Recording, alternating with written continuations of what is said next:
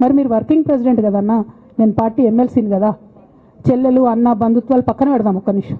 Professional సెటప్లో ఒక political పార్టీలో ఒక మహిళ ఎమ్మెల్సీ భవన్లో కూర్చొని నా మీద కుట్రలు జరుగుతున్నాయంటే మీరు మాట్లాడినరా అన్న? 103 రోజులు అయిపోయిందన్న ఇయ్యాలటికి, ఒక్క మాట మాట్లాడినరా? కేసీఆర్ గారు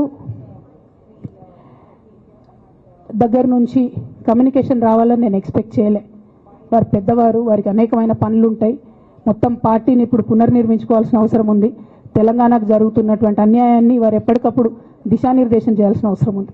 కానీ వర్కింగ్ ప్రెసిడెంట్ గారి దగ్గర నుంచి ఫోన్ రాకపోవడం మాత్రం ఒక మాట అనిపించింది నాకు. నేను కేసీఆర్ గారి బిడ్డను, నేను కూర్చొని ప్రెస్ మీట్ పెడితేనే రెస్పాన్స్ రాలేదంటే మరి ఇంకో మామూలు మహిళా కార్యకర్తకు బీఆర్ఎస్ పార్టీలో మన అన్యాయం జరిగితే రెస్పాన్స్ వస్తుందా? నాకైతే అనిపించలేదు. వస్తుందేమో నాకు తెలియదు. కానీ నేను ఒక మాటకు నాకు సంతోషం అనిపించింది.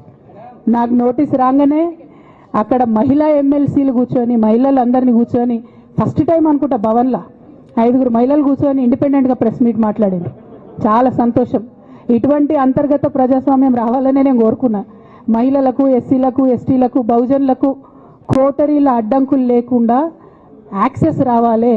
అది మైక్కి యాక్సెస్ రావాలి, బాస్కి యాక్సెస్ రావాలనే నేను అనుకున్నా. అది జరిగింది. చాలా సంతోషం.